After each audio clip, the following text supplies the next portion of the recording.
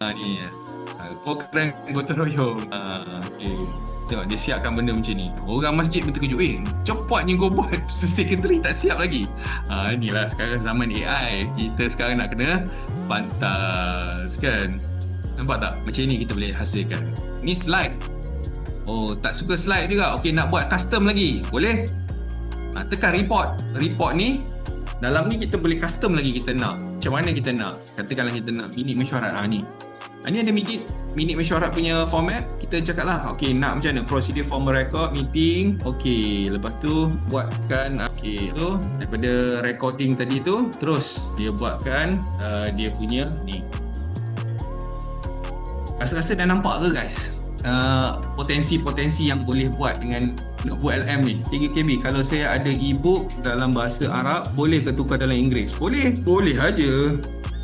Masuk je book bahasa Arab tu, nak tukar pada Inggeris, pergi dekat setting, pergi kepada output language, tuan terus tukar dekat Melayu ni, pilih lah ada dekat berapa 100 bahasa yang kita boleh keluarkan.